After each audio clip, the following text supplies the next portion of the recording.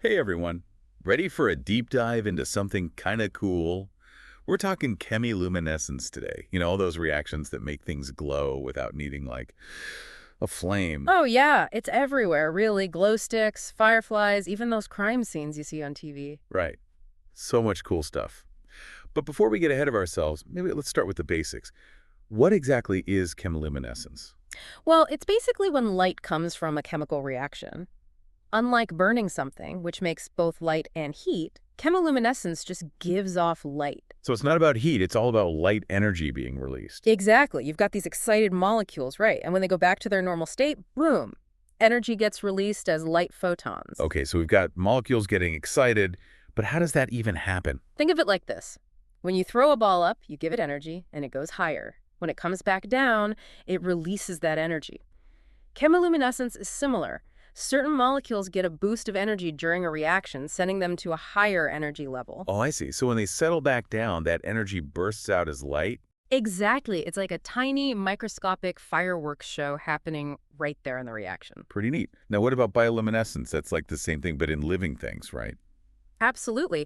Bioluminescence is just chemiluminescence happening inside something alive.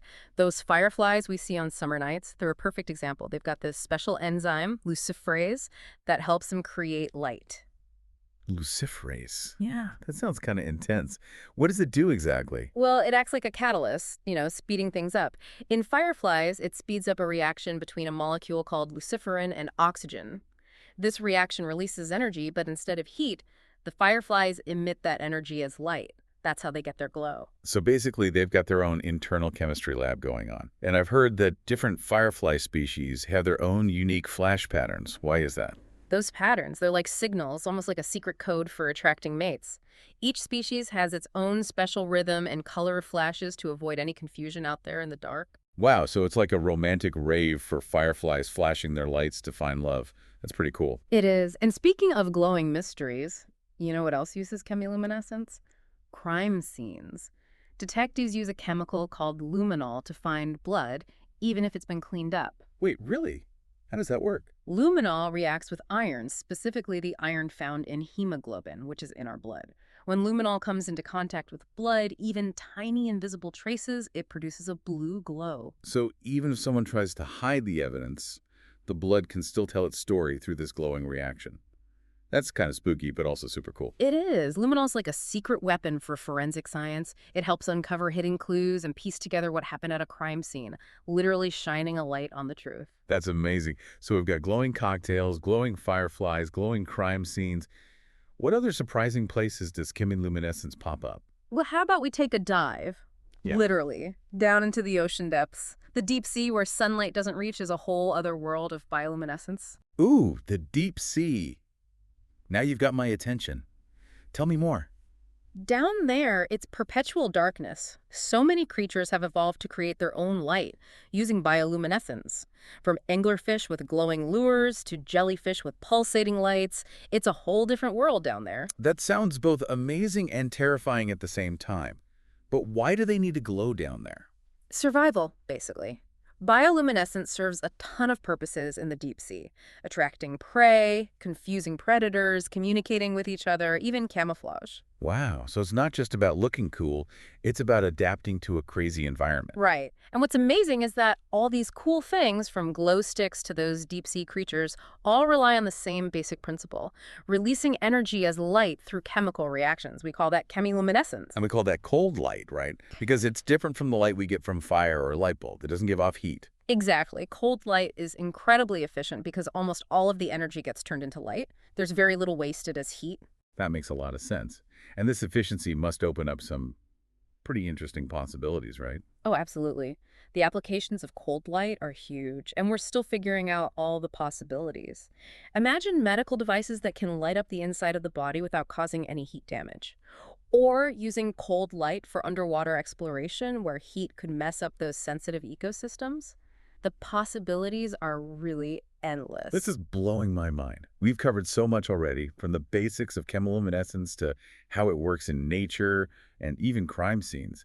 But I feel like we're just getting started, right? Oh, yeah, we've only just scratched the surface. In part two, we're going to dive even deeper into the chemical reactions that make this glow possible, and we'll even check out some of the cutting-edge research happening in this field. I can't wait. But before we go, I have a question for our listeners. Imagine you could create a new chemiluminescent reaction. What color would you choose, and how would you use it? Share your ideas with us on social media, and be sure to join us back here for part two. Welcome back to our deep dive into the glowing world of chemiluminescence. I'm still thinking about all those amazing examples from part one. Glowing creatures in the deep sea, detectives using light to solve crimes. It's crazy how versatile chemiluminescence is. And we're just getting started. Remember how we talked about those excited molecules releasing energy as light? Well, now we're going to zoom in and take a closer look at the actual chemical reactions that make that glow happen. Okay, I'm ready for my close-up. Let's get down to the molecular level. All right, so picture a dance floor, but it's packed with molecules constantly bumping into each other. I'm picturing it. Sometimes these collisions, they lead to reactions. And with chemiluminescence, those reactions can produce light. One of the most common ways this happens is through something called oxidation. Oxidation, is that like when metal rusts? That's one type of oxidation, but the main idea is similar. In chemiluminescence, you have a molecule that loses electrons during the reaction, often reacting with oxygen. Uh-huh. This creates an unstable molecule full of energy that really wants to get back to a stable state. Thanks. And when it does, bam, that extra energy is released as light. So it's like the molecule is holding on tight to all this extra energy, and the only way to let go is to shine, like a little sparkler. I like that, a sparkler. And you know those fireflies we talked about? They actually use oxygen in their bioluminescence reaction, too. That's oxidation in action. Right, with the luciferase enzyme helping to speed things along. Exactly. It's all connected. So cool. But is oxidation the only way these molecules can get excited enough to create light? Nope, not at all. Another common way involves the breakdown of these high-energy compounds, kind of like peroxides. Peroxides, okay. Think of it like a tightly wound spring that suddenly uncoils. When those peroxides break down, they release a burst of energy, and some of that energy can be given off as light. Like a tiny explosion of energy, but instead of a loud bang, you get a beautiful glow. That's a great way to put it. The exact reaction can change depending on what chemicals are involved, but the basic idea is always the same. Energy is released, and some of it becomes light. It's amazing to think that something as simple as mixing two chemicals can create light. It's like magic, but with science. There's definitely something magical about it. And scientists are always working to understand these reactions better, designing new molecules, trying different combinations to see what new colors and properties they can create with light. Speaking of colors, we've mostly talked about blue and green glows. Are those the only colors possible with chemiluminescence? Like, could you make a red or yellow glow stick?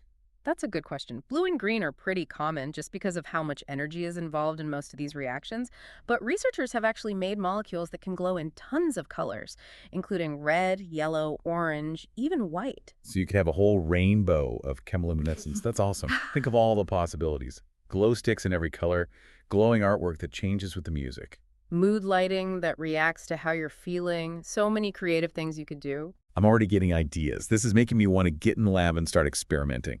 But before I go mixing random chemicals together, are there any simple examples of chemiluminescence that people can try at home? Something with stuff from under the kitchen sink, maybe? Actually, there's a classic demo you can try, but make sure you have an adult there to supervise, of course. It uses hydrogen peroxide and bleach. Wait, for real? I have both of those at home. What happens when you mix them? Well, if you're in a well-ventilated area and you've got safety gear on, mixing those two together can create a faint blue glow. It's simple, but it's a cool way to see chemiluminescence in action. No way. That's amazing. It's like magic hiding in everyday things. It is. The world's full of surprises if you take the time to look. So true. Yeah. Well, on that note, I think it's time to move on to the final part of our deep dive. In the last part, we're going to explore some of the cutting-edge research and ethical considerations around this awesome field, so stay tuned. The world of chemiluminescence is about to get even brighter. I can't wait. It's clear that the future of this field is glowing, in every sense of the word. And we're back for the final part of our deep dive into the world of chemiluminescence. Yeah, ready to explore the future of all things that glow. Absolutely. In the first two parts, we talked about everything from fireflies and glow sticks to how detectives use light to solve crimes. We even took a trip down to the deep sea to see those bioluminescent creatures. It's amazing how much chemiluminescence is already out there, but the really cool stuff is what's coming next. Scientists are making incredible discoveries and developing new applications that could totally change things up. We're talking healthcare, environmental monitoring, all sorts of stuff. Okay, now you've got me hooked. What are some of the most promising areas you're keeping an eye on? Well, one thing that's super exciting is the development of these biocompatible and biodegradable materials that can produce light. Biocompatible and biodegradable, so that means they're safe to use inside the human body, and they'll break down naturally over time. Exactly. Think about it. Tiny, implantable devices that can monitor your health from the inside, glowing softly to signal if something's wrong. Or imagine a drug delivery system that releases medicine with a little light cue, letting you know it's working. Whoa, that's like something out of science fiction. Having tiny glowing robots keeping you healthy. It would be revolutionary for healthcare. No more invasive procedures or wondering if your meds are actually doing their thing. It's mind-blowing how chemiluminescence can be both beautiful and super practical. Mhm. What other innovations are in the works? Another area that's really taking off is using chemiluminescence for environmental monitoring. Researchers are developing super sensitive sensors that can pick up even the tiniest traces of pollutants in the air or water. So like little glowing alarms going off if there's something dangerous in the environment. Yeah, exactly. Picture a whole network of these sensors spread out across a city or a river system. They could constantly monitor pollution levels and give us real-time data. That would help us protect both the environment and human health. That's incredible.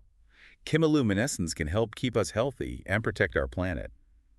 As we wrap up our deep dive, I'm feeling a sense of awe at how much there is to discover in the world. Me too. We've explored the science behind the glow, how nature uses it in such cool ways, and even peeked into the future of this field. It's been a bright journey, for sure. Absolutely.